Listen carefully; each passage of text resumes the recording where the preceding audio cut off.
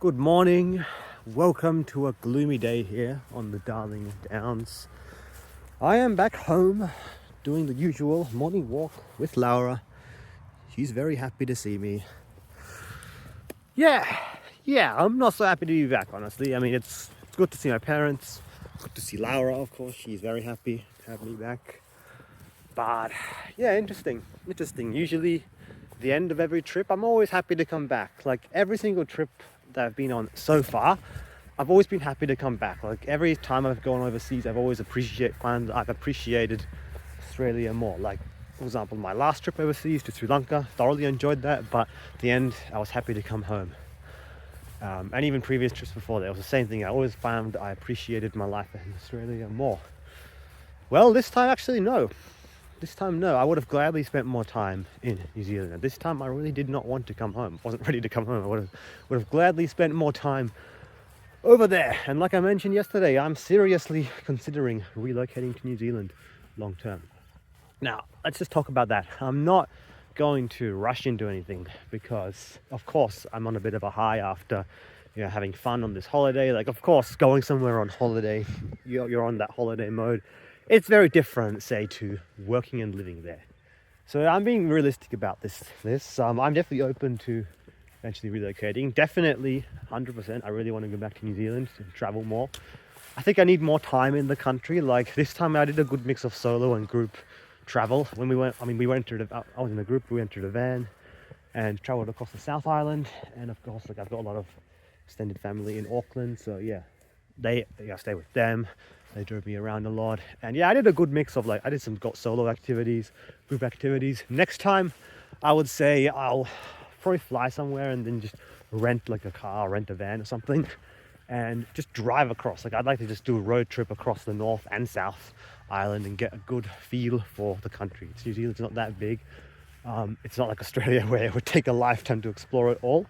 But yeah, next time definitely I would rent something, the car or something myself, drive across. Yeah, I'd of course drop by, visit my family there.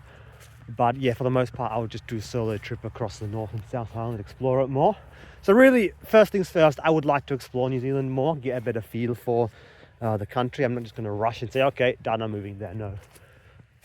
First things first, I need to get a ranger job. Now is really when I want to kick that into gear. So I will keep my focus for now on Australia. I want to get a ranger job locally. I don't mean really this region as such. There's not got much going on in this region, but there's several regions where I have looked and there does look to be more opportunities and more jobs available. So I'm keeping my eye on those regions and I will go for jobs there. So I do want to work a ranger job in Australia because there is a bit of an elephant in the room. And the elephant of the room between Australia and New Zealand is the pay. I have to say that, it's the pay. New Zealand is a beautiful country, it really is. But the elephant in the room is the difference in pay and salaries. Generally speaking, most professions you earn significantly more in Australia, usually like 30, even 40% more in some occasions. So like I was looking at ranger jobs, for instance. There was some in New Zealand that came up and it said starting pay. Of course, starting pay, you can always bump that up over time. But the starting pay for, say, a ranger in New Zealand, it said 60 to 70,000 New Zealand dollars. This is in the local currencies, the New Zealand dollars, 60 to 70,000. It's not bad, especially if you live in a rural area, based in a rural area where there's a lower cost of living. But in Australia, even in rural areas, the starting pay for several ranger jobs I was looking at was 80 to 90,000 Australian dollars. So that's 60 to 70 versus 80 to 90,000 dollars, and that's not even considering the difference in currency. Australian dollar is a bit stronger than New Zealand dollar. Like one New Zealand dollar is roughly 90 Australian cents. So if you convert that, say Australian dollars, or New Zealand dollars, it's even bigger difference. 60 to 70,000 New Zealand dollars over there. That would probably be about close to 100 grand New Zealand dollars pay. Yeah. Now, cost of living, you got to compare as well. In the past, I have been to New Zealand before. My parents have spent a lot of time in New Zealand, of course. I've got family there. In the past, across several areas, New Zealand was slightly more expensive than Australia. Now, honestly, New Zealand is slightly cheaper. It's very similar cost of living, honestly, but if you average it out, I think New Zealand's a bit cheaper now, especially when it comes to rent, housing. New Zealand's not cheap by any means. Also very expensive, especially in and around the Auckland region. But by and large, New Zealand is a lot more affordable than Australia now. And Australia, that's going to get even a bigger difference because, like I looked at the stats. In the last year, rent in New Zealand, across New Zealand, average has fallen. And in the last few years, they have had a bit of a housing correction. Even housing has gotten a bit cheaper. It's still very expensive. New Zealand got very expensive early on, but the last few years it's been trending the other way. And I was reading some articles like, for example, New Zealand does have immigration, of course, but they have not had nearly as much immigration as Australia. And I was reading some articles like New Zealand slashes immigration and rents fall, which is like, yeah, wow, who would have thought? But Australia, our immigration is at record highs. So many people entering the country, and yeah, rents are going up. House prices still going up, especially here in Queensland. It's gone absolutely batshit crazy. So yeah, when you compare cost of living, the difference is gonna be even more stark. In terms of food prices, I found them fairly similar. Eating out, I expected New Zealand to be more expensive than it was. New Zealand, for eating out, the prices were pretty much the same in New Zealand dollars as what we pay here. So if you convert currencies, it's cheaper over there. Fuel over there though, fuel is much more expensive over there.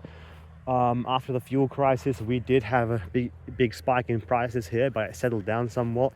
New Zealand's still at over $3, so their fuel is definitely much more expensive than here. Like, yeah, almost like 50% more expensive compared to here. So yeah, fuel is much more expensive over there. But another elephant in the room, Rego, Australian car registration is criminal. It is criminal. Like, my car, to get car registration for a year, 12 months, is almost $1,000 Australian. It's a bit less than it was. It used to be over $1,000, and now they're saying, okay, they're doing a discount, cost of living relief. It's like $900 now. That's still insane. New Zealand, way cheaper car rego. Like, I was talking to some of my family over there, and it's like car rego over there for them was like $100 to $200 for 12 months. That's crazy. That's crazy. So car rego is way cheaper over there. So yeah, things really do balance it out. Apart from that, really, cost of living, I would say on average, it does balance out. Some things are more expensive there, some things are cheaper. So, all right, well, cost of living, let's just say it's pretty similar. But what I really liked about New Zealand, I just love the nature. Really, I love the nature. I fell in love with the nature over there. And I haven't even scratched the surface. There's so many other areas to explore, but I love the cooler climate. I love the landscapes, the nature, especially on the South Island. It's really much more sort of environment that I really want to live in. And there's other bonuses with that as well. Really, no snakes, no dangerous animals. I mean, I don't have much of a problem with snakes. I've gone hiking a lot in Australia, and yeah, snakes really don't bother me that much. Like, I've seen them a handful of times. It's like, mind your own business and they'll leave you alone. Give me the ball. Hang on. Give me the damn ball. Just trying to get out of this little outdoor area. Yes, the snakes really don't bother me, but still, not having to worry about that potential danger is a nice bonus. And another thing I learned, New Zealand, no ticks.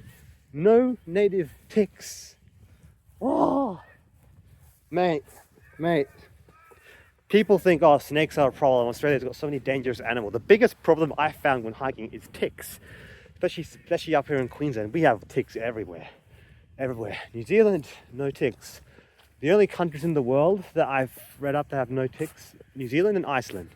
Along with, of course, Antarctica, which, they don't really have much of anything. But Antarctica, Iceland, New Zealand, no ticks. Oh man.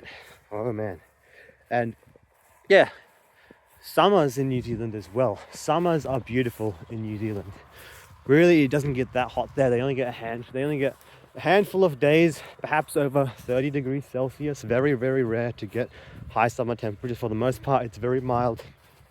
Like, yeah, where I live now is a bit cooler, but say Brisbane, Gold Coast, where I grew up, that's pretty much like a New Zealand summer.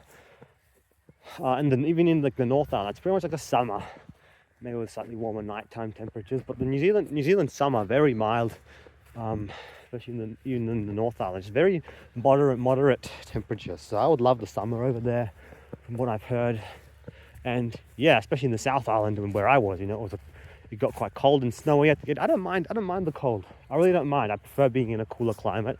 I'd like living somewhere where it gets a bit of snow in the winter. I wouldn't not like extreme amount, but I'd like to be somewhere a bit of snow, cooler climate.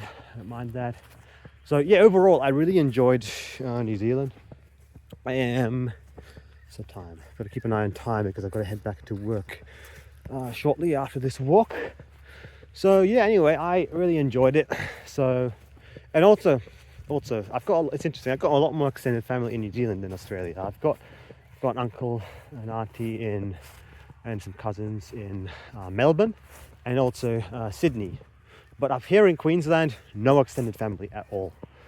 New Zealand, quite a lot of extended family. So yeah, even if I were to relocate over there, it wouldn't be like I'm going over there and I don't know anyone. Like I would have a good support network over there as well to help me get settled. So yeah, anyway, it's an idea I'm seriously entertaining for the long term. However, the pay difference is quite stark. So what I'm thinking of, I think I will still go for a ranger job here in Australia. I'm probably looking more interstate. My long-term goal, I was thinking, okay, I either want to move interstate or out of the country, and by out of the country I would mean New Zealand. So that's the goal now. I either move interstate or I move New Zealand, and I'm thinking, well, perhaps both. A stepping stone, move interstate or wherever, which is what I would do mainly for more job opportunities in my field, out of this region. And who knows, maybe down the time I eventually transfer to New Zealand. But yeah, I would like to work a ranger job here for a while. The pay in the areas I was looking is very good, starting pay, especially compared to New Zealand. So that's a big difference. And yeah, it's interesting. Like New Zealand is such a beautiful country, but yeah, it's I'm not like gonna idolize it. It has a lot of problems as well. Not as much job opportunities compared to Australia. That's why a lot of Kiwis pack up and move here. Like New Zealand almost has as many people, in terms of immigration, New Zealand almost has as many people leaving the country as entering the country. They have immigration, people moving there, but a lot of people who migrate to New Zealand, they use New Zealand as a stepping stone to get to Australia. And then a lot of Kiwis themselves, especially young entrepreneurs, young people who have just studied or coming to study, a lot of them come to Australia for the better pay and job opportunities. But let me say, I think the trend potentially might reverse if these things continue the way they are. Like,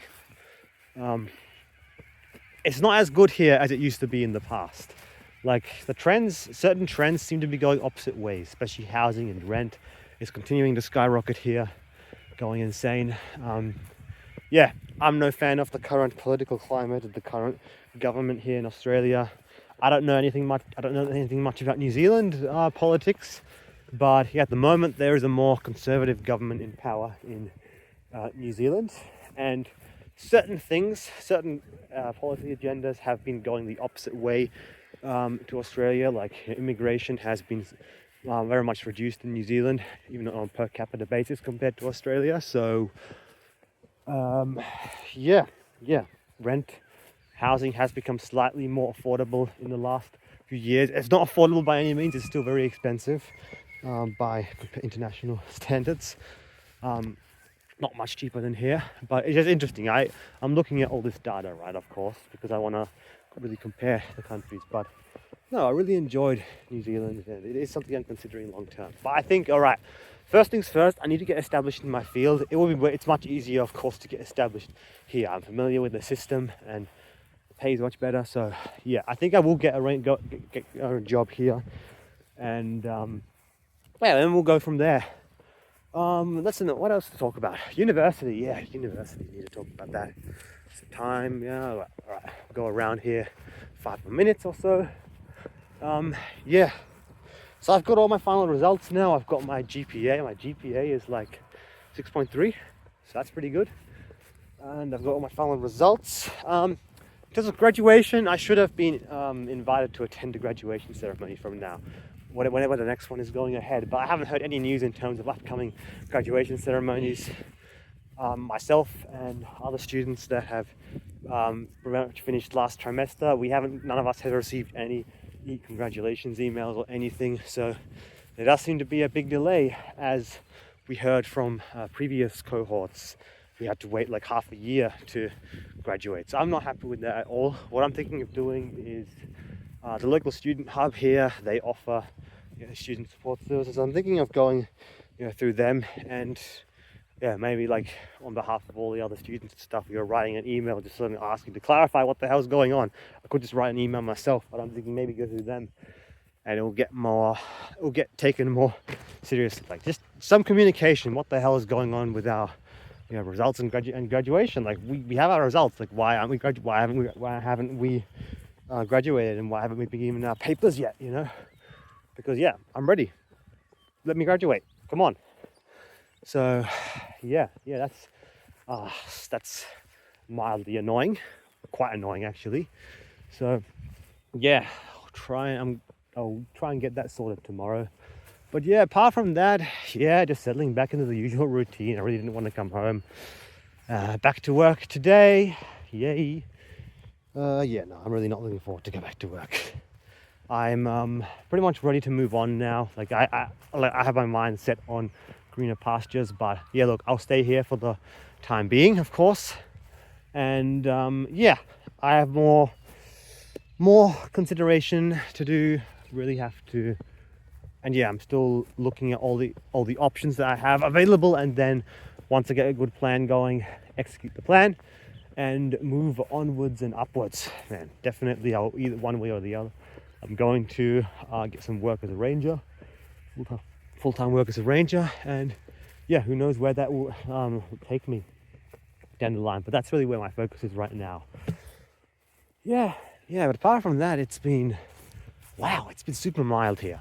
Super mild weather-wise. Like, funny enough, last 2 weeks, apparently, since I've been in New Zealand, we've only had 2 proper days of sunshine here. The rest of it has just been gloomy like this. And everything's quite wet. Like, everything's unusually green here. Like, at this time of year, everything should be brown and killed off by the frosts. Usually, we've barely had any frost. Only 2 proper frosts so far this winter. It's been unusually mild. Daytime temperatures have been pretty much the average, like 14 to 18 Celsius, but like this morning it's like 8 degrees and it feels super warm to me. I've just got this light hoodie on. I've been coming from South Island, New Zealand, Southern Alps. I went from -8 Celsius to +8 Celsius, and the days of course are even warmer. So it feels, I landed on the Gold Coast and it felt like almost tropical there, like 20 degrees. Crazy. That's fairly normal for there, but still. It's interesting how quickly our body can be climatized to hot or cold climates. Like now above 20 degrees feels really warm for me. In summertime that feels nice and mild, a bit cool. So Laura, let's go back. I've got to get back to the car and go get ready to go to work. So anyway, I'll talk more about differences between New Zealand and Australia. I thought the 2 countries would be a lot more similar than they are. They are very similar, the way things work, the systems, but I don't know, interesting. There's been more differences between New Zealand and Australia than I thought there would be. And certain things are trending in the opposite way in both countries, which are a result of differences in policies regarding certain economic issues, immigration, housing. So yes, it's very interesting. I take note of these things I observe, and anyway, I'm open to relocating to New Zealand in the future, which would be it's quite uncommon. There's 10 times more Kiwis living in Australia than the other way around, even though our population is like almost 6 times bigger. It's interesting. New Zealand does have some real economic challenges that they are facing because of so many, especially a lot of young professionals relocating to Australia for better pay. So if I were to relocate there, that would be an interesting thing trending the other way. But hey, I've done those sort of things before. The trend seems to be young people move from the country to the city for better opportunities. I move the other way. People move from New Zealand to Australia. Maybe I'll move the other way. Who knows? Who knows? Either way, I think I want to stay. I want to stay with my field of work. It does enable me to be out in the regions more. And yeah, closer to nature, of course, which is what I want. But yeah, anyway, we will see where this all leads down the line.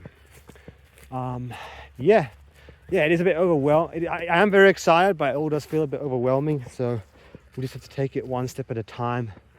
Laura, here, let's go. Let's go home. Let's go home.